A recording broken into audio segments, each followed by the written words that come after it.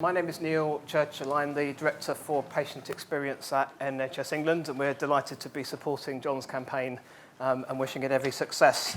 So this is a concluding panel session, really focusing on what now and where next. You have been giving us some questions to be thinking about, and what we're going to do is to try and answer those questions and open it back to you to see what your reflections are and see where the conversation goes. So I'm going to try and keep this as conversational as I can. Now, joined on the panel by a number of people. Teresa Clark, you've already met. Teresa, a former nurse from Northern Ireland, now living with dementia, and challenged us earlier to make sure that we include people experiencing dementia in the conversation. And that's a really important thing that we need to do, and I think that will come up in the conversation. On my left, Natasha Lord, who's a clinical psychologist for the Worcestershire Health and Care Trust, and I think was the first trust to adopt John's campaign in your sector. Is that right? That's right. Excellent. So an early adopter with lessons for the rest of us. On her left is Helena Herklotz, who is the Chief Executive of Carers UK. Sorry. I know Helena for a long time, so trying to introduce her, I've got several things in my mind about what I might say. don't tell them, Neil. So I'll stick to the brief.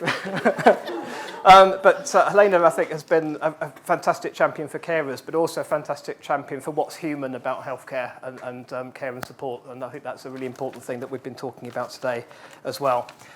Mike Richards, Professor Sir Mike Richards, you will all know, Chief Inspector of Hospitals, done a huge amount to raise standards and to spread good practice, and will have a really important perspective. And at the end, we have Caroline Abrams, who's a charity director of Age UK, again a real supporter of John's campaign and much wider about older people with dementia and carers who are older themselves. So that's a panel.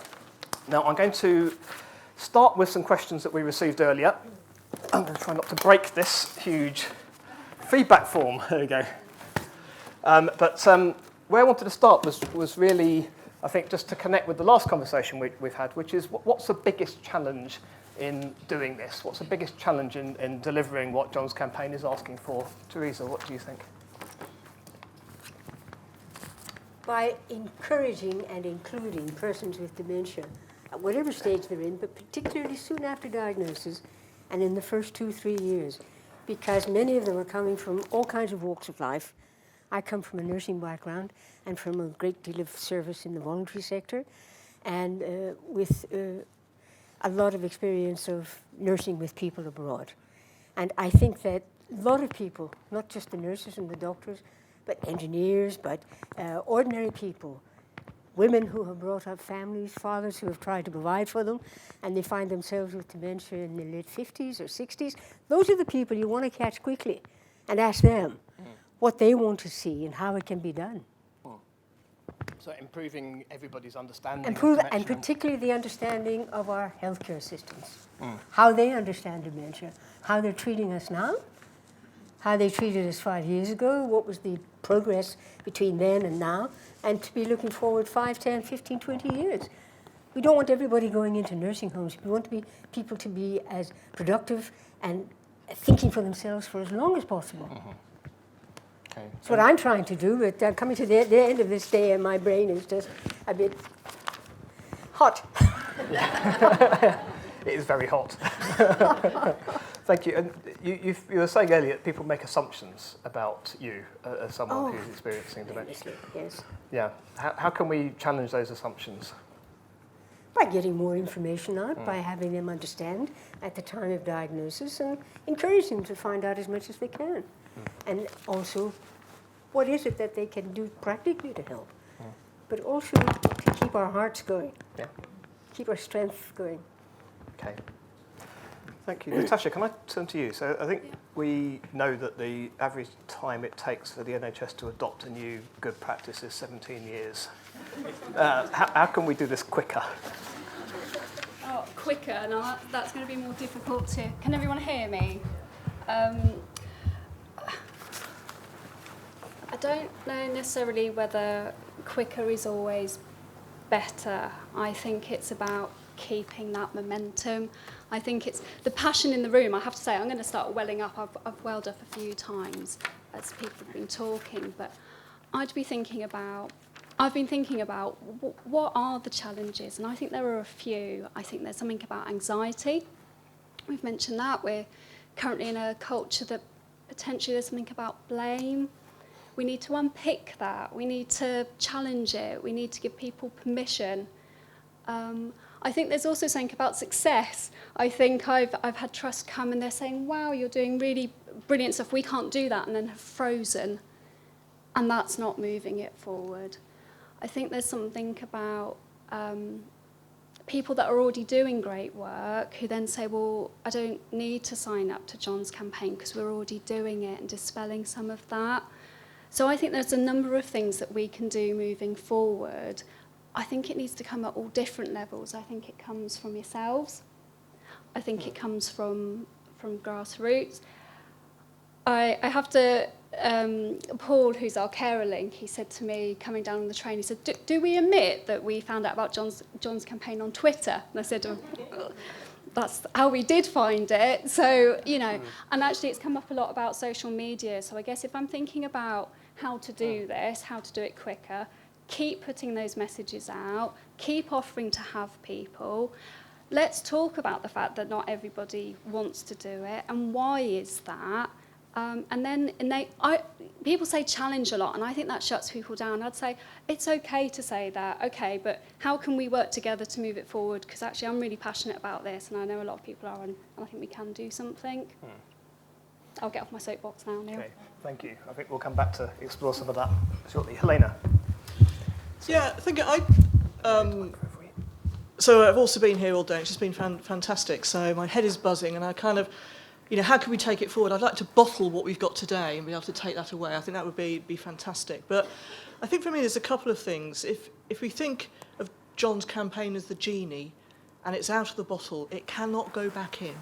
So I don't see that we're going to go backwards from this point. And I think one of the things that we can do at Carers UK, we're a membership organisation of carers, is get the word out even more, build a community of expectation around John's campaign so that more and more families go to hospital with their loved one and ask the question and know that it's okay to say, are you a member of John's campaign, or why not?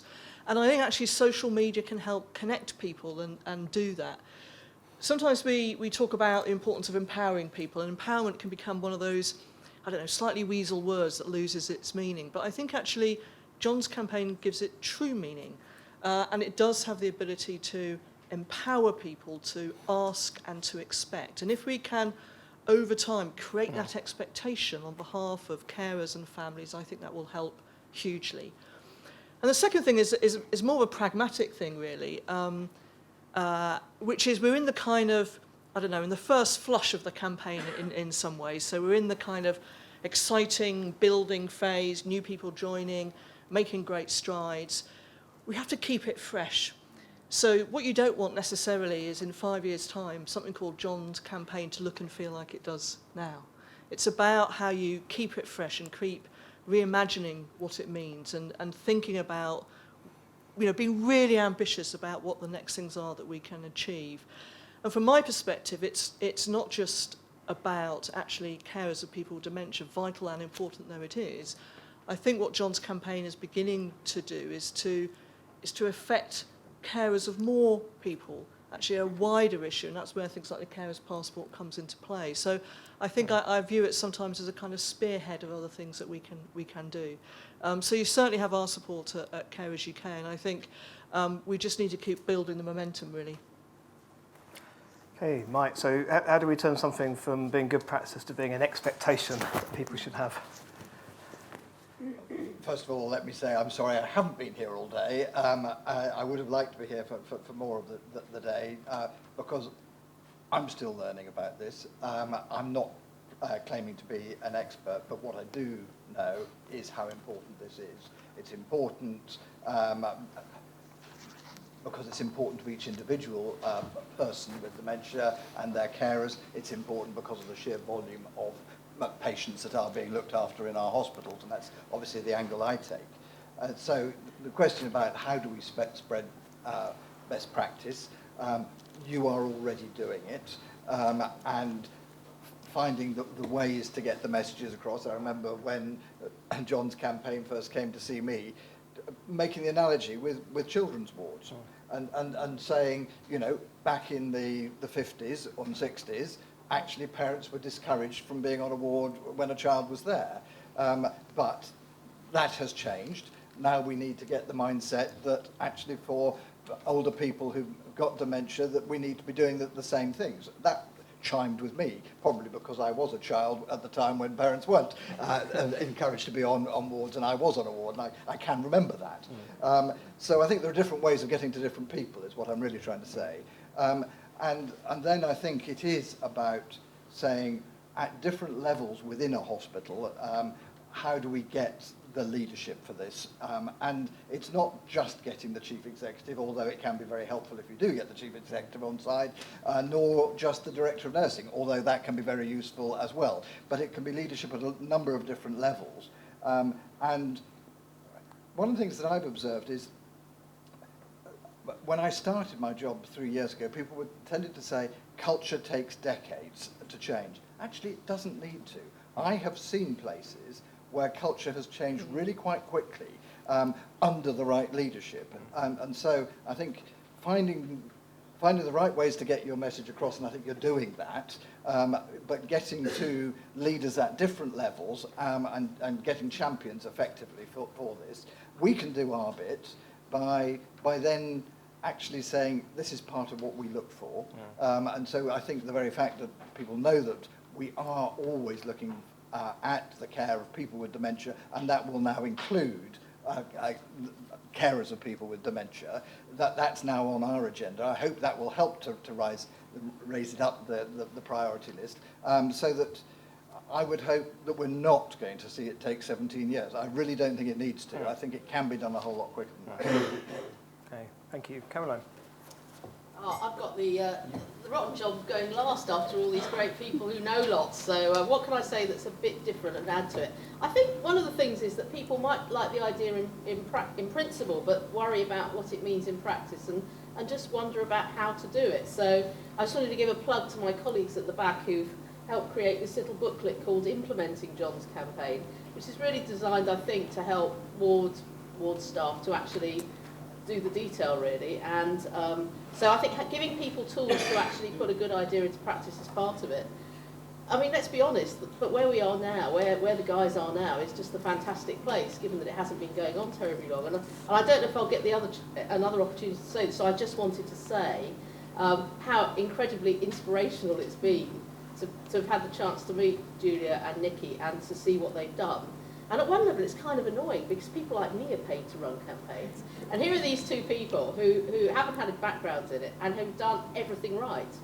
So I think one of the secrets of John's campaign is that it's very positive. It's not I mean, lots of people have got a lot of reason to be angry and upset, but actually the overall tone of the campaign is about making things better and that being in everyone's interest and acknowledging that people who work in hospitals don't go there to make life miserable for people. They want to go and they get up every morning wanting to do a good job and trying to help them to do a good job. So I think sustaining that tone over the next period, whatever happens next, is going to be tremendously important. But you've got it off to such a fantastic start. You know, I am in awe, literally and honestly. So I think you should take a huge credit for all of that. So I think those are probably the two main things that I would say. You know, let's just kind of keep with it and give people tools so they can actually put it into practice. Okay, thank you. And I, as well, with this campaign, you've got the message that this is beneficial to patients and carers, but it's also helping staff, and presumably that will help more people to take it up and to do it. Okay, does anyone want to respond to that set of comments that you've heard? Maybe the people who asked the question, or go on? I just think you still should be telling the students all about John's campaign, you know, and just put it out there all the time. Keep telling the story, and they will learn from that. Yeah.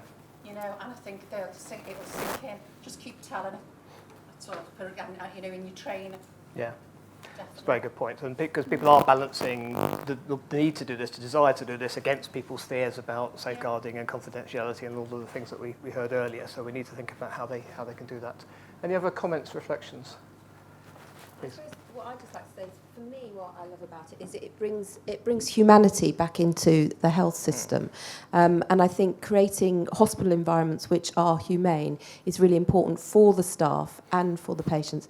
So this is about relationships, and it's about patients, carers, families working with staff to improve it. Not because someone's telling them to do it, because they have a shared purpose that they want to make a difference.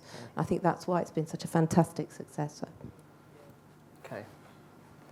Anyone else wanted I'm going to... to respond to that. Go on, Julia. Yeah. No, I'm going to respond to that, Rebecca, because actually that's very nice of you. But what we found was that the system is full of blinking humanity. It's absolutely full of it. So it wasn't that hard. You know, when we first met Neil on Twitter and came and met him and his colleagues, we didn't have to make a case. They were open and listening, and how can we help?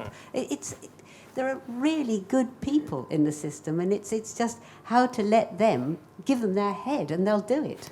But I suppose my point is that the humanity, sometimes for staff, it doesn't feel like that. And I think we have to be able to talk about that. And I think what John's campaign has done is bring the concerns of relatives and families and people with dementia, and has allowed staff to have a voice.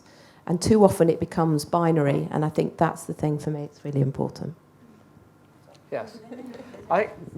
Go on. I always think, when we think about hospitals now, it's drummed into us, it's like a business. And I think John's campaign puts the heart back into the business and reminds us what we're there for. To me, nursing will always be a vocation, and John's campaign helps you remember that. It brings the heart back into it. Do you mind if I... Please do. I was thinking about what I think it's Tommy with the what matters to you. And we talk a lot about what makes our heart sing in our trust, those moments, those tingle moments, those bits about the values. And it comes back to those relationships and being with people. And if you ask anyone, we've spoken a lot about nurses, but our healthcare support workers, our assistant clinical practitioners, just to acknowledge you, everybody. It's. I absolutely agree with you, and I think that's the thing that. When you say about taking it forward, it's about when we share our own stories, and that triggers a story for somebody else, that triggers a story for someone, and you can just see it rippling through. And you're right, I am hoping it won't take 17 years. I think I just repressed that immediately at the thought of it, but I think you're right. Yes. There's a balance. I think when we do things quickly, it can become a tick box exercise. And actually, for this to work, people have got to own it and think it through, and they've got to want to do it. But equally, we can't let something just take its own time when it's the right thing to do. So it's a collection of working together and trying to put a spotlight on this. I think we need to move on to another question, because we've got quite a few. And the one I was going to ask was about listening. And the question is, how can we ensure that we are hearing patient and carer voices in the acute setting, learning from both good and bad experiences?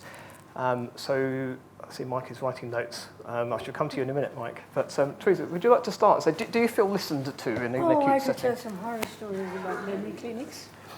At the, who was listening? Was anybody they could catch to take the clinic on for a couple of hours in the thing? And that's just one thing. The other thing is that I don't think that we're seeing people with dementia primarily as persons. We're seeing them as primarily with a very difficult illness that's causing problems for different sections of the government, the economy, hospitals, and GPs and so forth. And we all know that the money is getting very scarce there, and that things are very tight for them. But it's my thing always from the first was that we should be getting together groups of people with dementia who want to be together to help plan what the programs will be, what the services will be. And I've been pounding that for a long time in Northern Ireland, and I think we made some headway. And I was bold enough, soon after diagnosis, to write to the Minister of Health and say, why are you not using people with dementia? Where can be a help like that? Well, the message got through very, very, very, very slowly. Yeah. Yeah, so the default mode is often to consult rather than to involve. Well, or to say that they are, see them as patients with an incurable illness, and that eventually they're going to weaken, they're going to go downhill and so forth, and that's that's the way there's going to be. But there are lives between. I was diagnosed early in 2010, and this is 2016, and I know how much I've gone down, but I've still got some brain cells that are working. Very clearly. And a voice to go with it.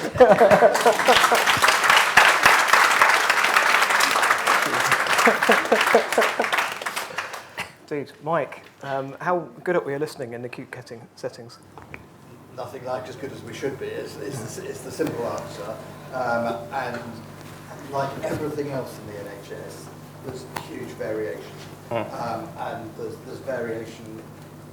There's variation ward to ward. There's variation probably individual healthcare professional to individual healthcare professional. And I think what we've got to do is, again, through the leadership that I was talking about before, to demonstrate to people that this is the best way to provide care, is to start by listening.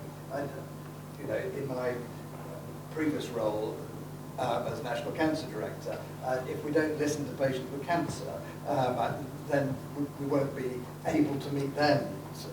And I spent a huge amount of time on communication skills and teaching communication skills, and as much as anything, that was about listening, not just about how you use the word. There were people who found it very difficult to say the word cancer, but much more than that, I think it was about listening. So I think there is a training element, and I think it should start from a very junior level and at the student level, and work upwards. But I think if people see the benefit of it, and actually see that it enhances their working life, that in itself will be powerful. Thank you. Caroline? Thank you. I think we've decided to take this thing off the stand here. It's not quite working for us. Yeah, I think the quality of how people are trained in the first place is very important, but also topping those skills up as they go along, because it's very easy to get sucked into a different way of working, however good your intentions are. Oh, is it right? Okay, fine. I mean, fortunately, I've got a bloody loud voice, so you probably heard me anyway. So, I was basically saying, teaching people and then refreshing the training. And there's a little film on our website at Age UK which we made to really emphasise the human rights of older people. And what it shows is an older man in a care home who's sitting there trying to get the attention of staff who just aren't noticing, and who are talking about him not as a person but as an object, really.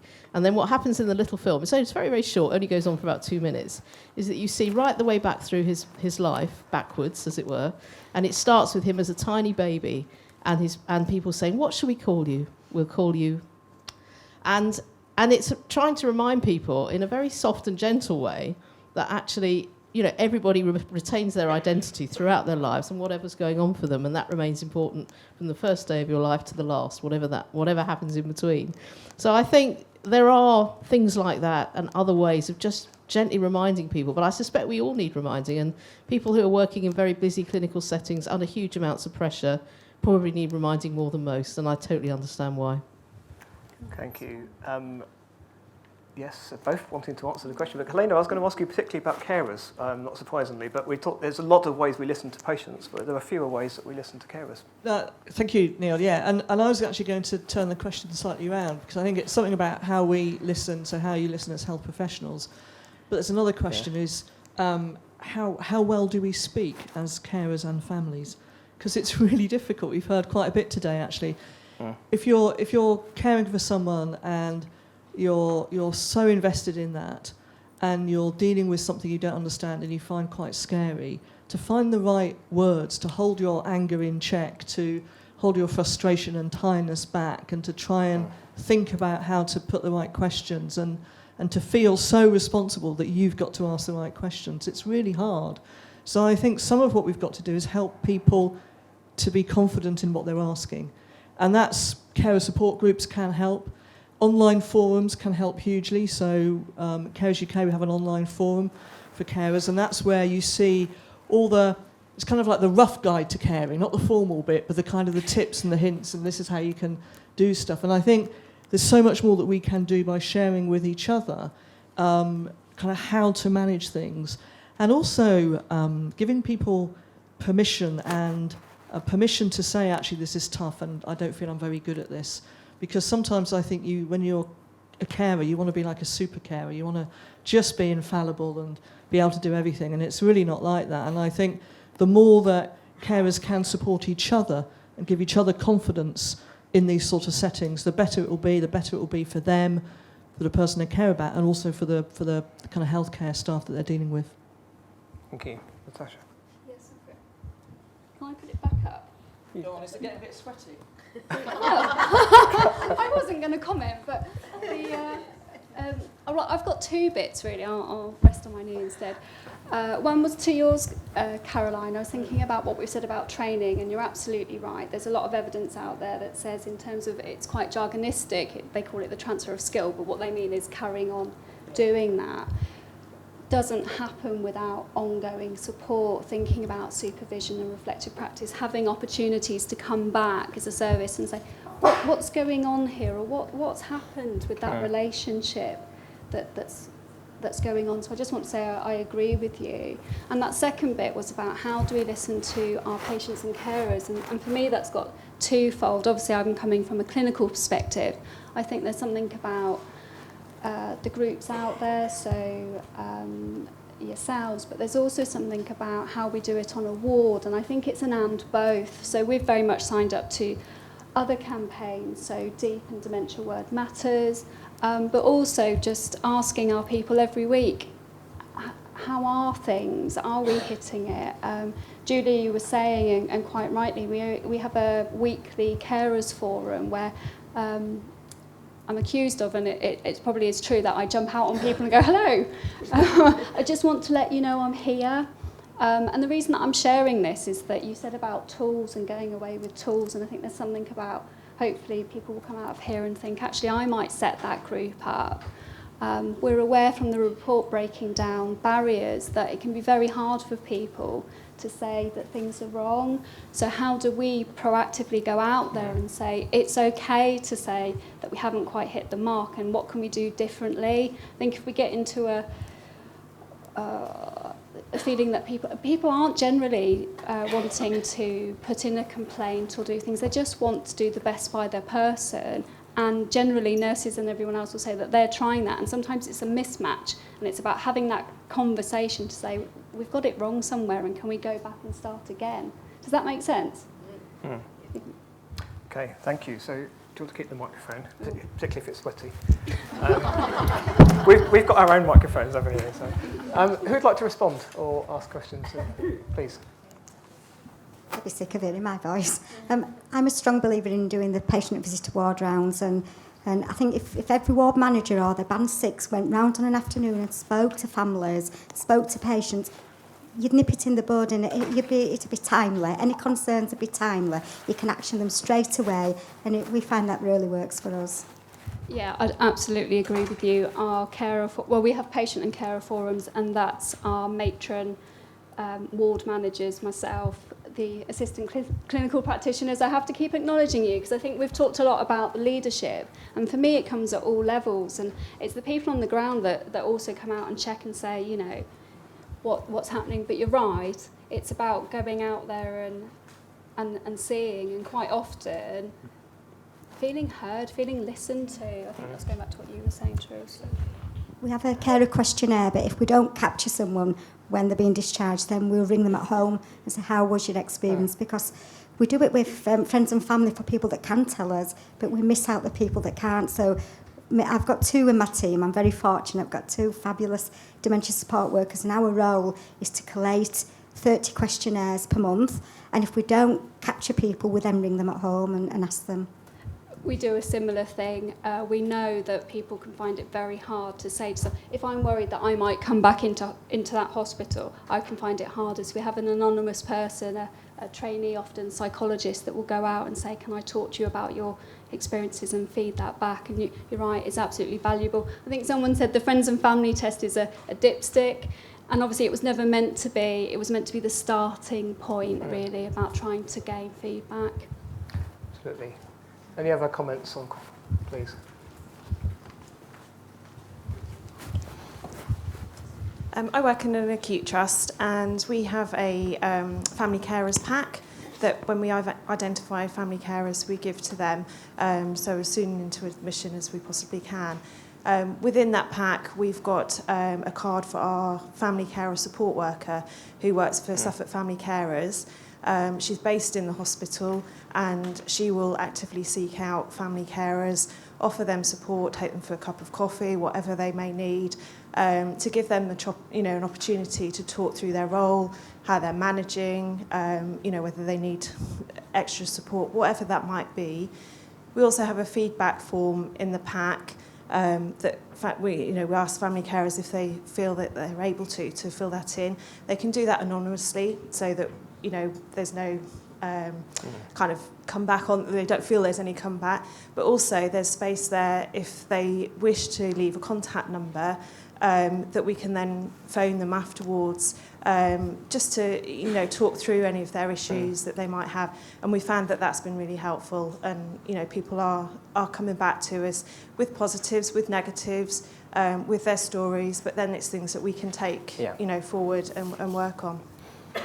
Okay, and that's a nice lead into our next question, actually, which is about how can we share more of that and make it more accessible to people, because there is a lot of good work going on, but hopefully you should be able to get it without touring the country every time you want to do that, and it's not always easy as it defined. So how can we be better at sharing good practice, do you think, Natasha? What do you think? I'm aware, Julia, tell me if I've got this wrong, that you're setting up on your page, I know you share some information that we've all done. I was wondering whether we could kind of build on that. Yes. For me, and I know, sorry Neil, I'm going to there's something about going out and visiting each other. I don't think we do it enough. Yes, there is something about expense, but I know I was speaking to, I'm not sure if she's here anymore, but the lady from Birmingham, and we were saying actually we're really close to each other. Why don't we go to each other's services and find out more about what's going on, and then how do we share that further? It comes back to social media for me as well. I think there's a lot that you can do now and put those links on. It's a very different world that we're in at the moment, isn't it? I think it is easier to kind of share some of those messages. I'm going to stop talking and hand over. Before you do, what about sharing with your colleagues in the trust? Because one of the things I often see is you go somewhere and there's a fantastic example of good practice in one area, and then you go to another ward and it's not there at all. So what about that? Yeah, so, okay, funnily enough, we've been doing that recently. So to put a bit of context around me, I'm a clinical psychologist and I work into an older adult mental health inpatient service. Our trust is also really passionate about this. It's one of... Is this working? Yeah. Okay. One of our quality aims for the trust is about giving our patients and our carers the best experience possible. So we've been going to meetings to share our experiences and what that's been like. And I think going back to the first thing that we were talking about is other parts of our trust shared some of those anxieties. So some of it was, wow, you've already done it. How are we going to get here? I feel a bit overwhelmed. And it's about having those conversations, really, and then keep doing it. For me, there's something about sustainability. I think sometimes we can have really good ideas, and it starts, and then for some reasons it stops. I was having a conversation earlier with somebody about how many times do you have to make a good impression for it to... Is it something like 30? Is that, what was that, Rebecca? Is it? Talking about positive. Yeah. But that one time, and I think sometimes when we're implementing something new, people can worry that if one thing doesn't go quite right, that potentially it might stop, and these things can hinder us. And I think you were saying it, weren't you, when about sometimes it's people's beliefs about things that then can stop things going forward. So I didn't say that very succinctly, Neil, but I guess for trust I'd be doing exactly the same thing. Get together, talk about it. There's something about that face-to-face and sharing, and keep coming back. So parts of our trust, we're meeting regularly to say, how's it going? What are you doing? Actually, are you doing things now that we can learn from? Because it's an ongoing process for me. Okay, thank you. Teresa, what do you think? How can we share what works, and what can patients do to help?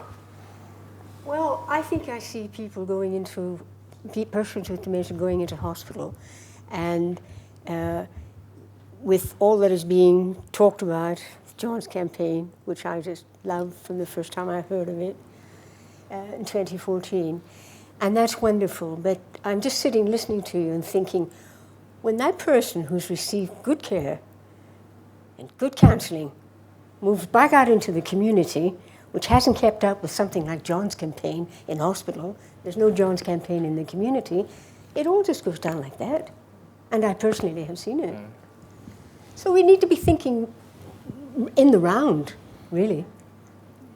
Yeah, absolutely. And I think Sorry to prick the bubble, but no, that's an important point to make, and I think that's what NHS England is trying to do, is to think about how systems work, and the things we've been focusing on is how do you identify carers earlier? yes, and we know that we're in the midst of some crises, a kind of perennial crisis within the health services, and there's certain stratas are not working together or not talking to each other. Okay. It's a challenge for us, Mike, in the sector. How do we get people from different sectors and different professional disciplines to work together better? One of the things that we have observed in our inspections absolutely chimes with what Natasha was saying. In the health service, we don't go and visit each other's hospitals. It's been a huge privilege for us as CQC. We go to all of them. And that is genuinely a privilege, and we learn from everyone, whether they are at the top end of the scale or not, because sometimes you learn how not to do things. But we find that hospitals that are within 20 miles of each other have never thought of going to visit each other. So what can we do? We can point out there's a place down the road that you might want to go and visit. Now, whether they will then do so, I hope they will, and we can encourage that. At the moment, as we've just come into the end of our first round of inspections, it's quite difficult for people to find out exactly where the good places are, because you'd have to read 136 different reports. What we will be doing is trying to highlight where the outstanding practice is, and we'll probably be doing that in a whole lot of different areas, including dementia care. It may take us a little time to get there, but I think that's something that we can do, and we can work with others to do. We don't have to do that on our own. But I also take the point about within an individual institution, do they go to each other's wards? And there are a variety of different approaches on that. Ward accreditation schemes, I think, can be very powerful, and saying, right, you've got to get up to a certain standard before you are a bronze ward, a silver ward, a gold ward, a platinum ward, whatever scheme they may have in the hospital. And that's happening more and more, and I think that will raise standards. Yeah. So one of the things we tried on the cancer programme after you moved on to wider things was a buddy scheme for trusts to try and improve against cancer patient experience, and there was learning on both sides for all of the participants. It was very popular, interesting. Helena, what do you think? Well, I think days like this are pretty good, actually, for sharing good practice. And I suspect that many of us will go kind of fired up from today and share it even wider. So I think, there's nothing like hearing what's happening and taking that forward. I do think there's a particular role for charities like mine and Caroline's, actually, on the good practice front, because we do have networks and media outlets and coverage. And I think it's also... and I hope Caroline will agree with this, one of the tensions we have as a campaigning charity is we spend a lot of time having to campaign on things that need to improve and things that are going wrong. And we both want to campaign on what's going right as well, and sometimes it's more difficult to get kind of airspace on that. So I think we just need to kind of redouble our efforts when we're having to be critical of things that are going wrong or poor funding, that we also try and highlight actually what can be done despite that. There's a very good phrase, I can't remember who said it, who kind of said, there's no money left, so we've really got to think now. And I think there's something about kind of having to really use all our energy to think, and actually sometimes that's when we're most creative, interestingly, is when we're really up against it. And I've had in my mind that issue about the balance between having to raise things that are going wrong and things that are going well, not least because tomorrow the Care Quality Commission will release its State of Care report for the year, and we're already seeing some of that will be quite hard-hitting, and it has to be. And I think we need to champion the need for more investment and for improvements in quality, but at the same time, I think we have to pay tribute to what is happening in tightened circumstances and the very good work that can be done despite the difficult, challenging environment we have right now. Okay.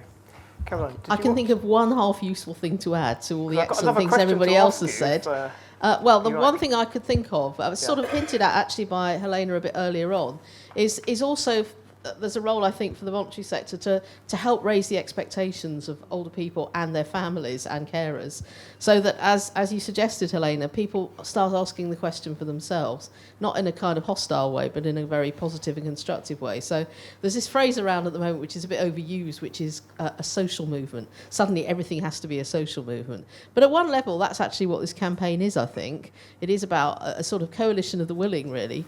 But the more we can do to help ordinary people who are going in and out of hospitals to become aware of it too, and to start from a hope that this will already be in place and that the hospital they're engaging with is already signed up. I think it's about nudging behaviour in the right direction. So over time what will happen is it will just become an expectation and something viewed as quite normal, and people who aren't doing it will be viewed as slightly odd, and I think that's what we've got to try and hope for.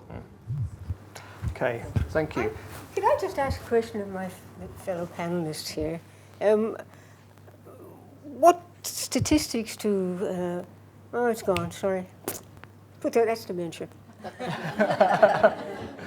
Okay. It was a good one, though. It's a good one. You might have had a hard time answering. If it comes to me before the answer. Okay, well, we'll certainly come back. Yes, can we actually, I think we need to move on now, and actually there's a question which links into the next closing session, I think, which is that a number of people here today have asked questions about whether John's campaign or the organisations here can do more on some related issues that aren't just about open visiting, but there are other things that people have experienced distressing experiences in.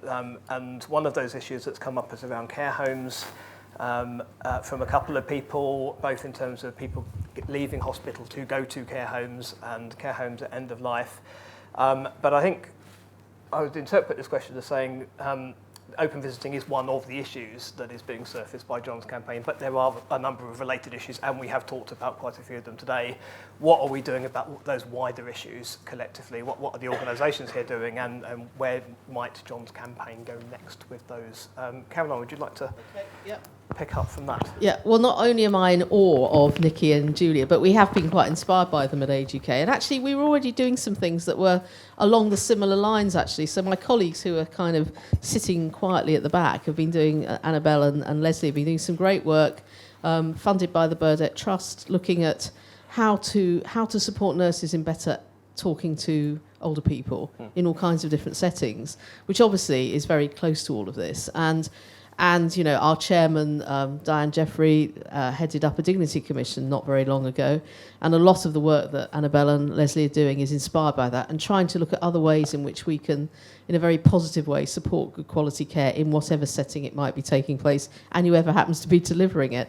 So, you know, we continue to want to do more in this space, and it's been great fun, and we've laughed a lot actually in our meetings with Julia and Nikki, despite the topic, and we've enjoyed working together, and I think, you know, I look forward to that continuing in one form or other as the months and years go on. Okay, Mike?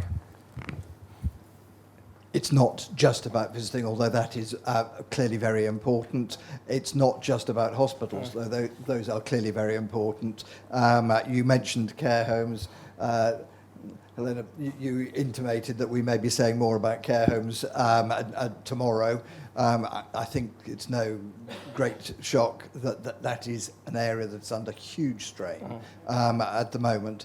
And I think we need to get that message out, but then we also need to support care homes to do as good a job as they possibly can.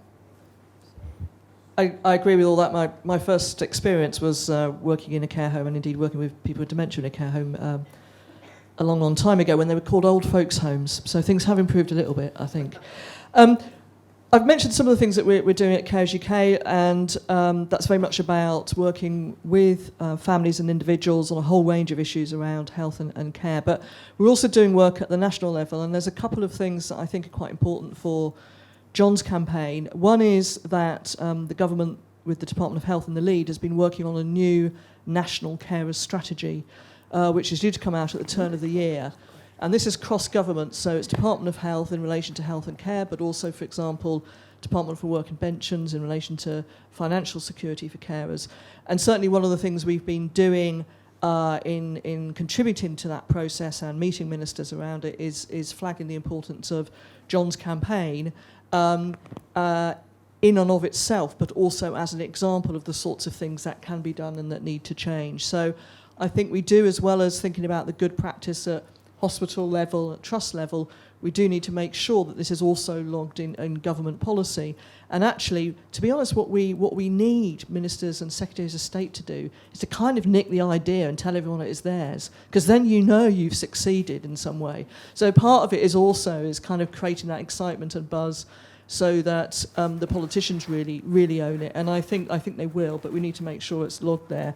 And similarly, in the Prime Minister's challenge on dementia, which was the previous Prime Minister, but really trying to take dementia forward as a bigger issue for the country.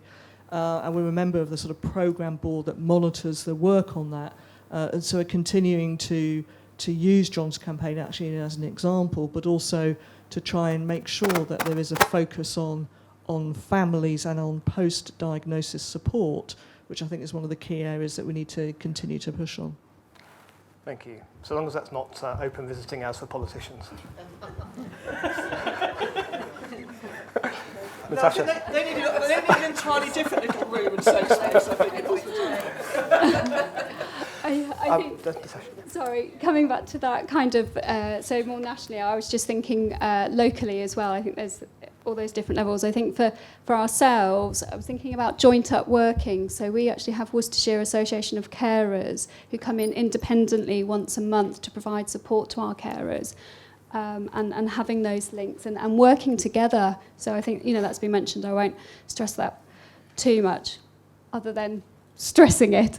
And then my second point is really that actually we all work together. We have lots of meetings where, and I'm thinking about my older adult community colleagues, and they're all, they're passionate people too and think the same way, and I think it's about opening those dialogues that are sort of pulling it across there, and I think that's something that we can all do. So I think it's to take that message away about what am I going to do differently. If there's one thing I'm going to take away today, what is it that I'm going to do? Okay, thank you. Good. There we go. Tommy. Sorry. Okay, is that working there? Yeah. Okay. What I'd like to point out is that we're not talking about a wonder drug like we read in the Express that's 5 years down the road that's going to improve the lives of people with dementia and is going to cost millions of pounds. I have no fear of dying, but I have a fear of going into a home or into a hospital. We've heard some horror stories here today. Now, what really hurts me today is that my peers are in hospital today, and that's still happening to them this minute. It's going to happen to them tomorrow, the day after, and the day after. And all it takes is to get rid of this bureaucracy and the red tape that hospitals have. It's been proved that this works. We've seen it with our own eyes. We've heard testimonies from it. And that's all we need to do is get rid of this red tape, and let's get this in place now. Yes, Teresa. Oh, you can hear me anyway. Can I have it? You got one. I've got. Yeah. Blame it here. It's people go into hospitals, and I once upon a time went into a hospital with dementia and with some other illnesses, and I've watched this, and I've been part of a government committee for 4 years, the Dementia Strategy Implementation Group, and all the trusts were working extraordinarily hard. But we're still seeing people with dementia going into hospital with an acute episode of another illness and being fixed up and coming out again without the proper resources in the community to keep that progress going and that person well. And I think that really needs much more attention from our governments and from our health services to help make that, what's the point of us going into hospital and being cured of pneumonia or something else, and we're coming out and waiting for weeks for follow-up care? Absolutely. Which is... I just swear I'm never going into hospital again. No. I made a promise to myself. Well, I think that's a very powerful point to end on, as we have run out of time, but that is, I think, one of the take-home messages for me in terms of trying to join this up. And from our perspective, NHS England, we're trying to take that approach with carer support, starting with identifying people earlier, but trying to join it up across the system. But there's more to be done. So I think we've run out of time. Thank you, everybody on the panel. Thank you very much for asking the questions and contributing. And hand back to Julia. Thank you very much, all of you.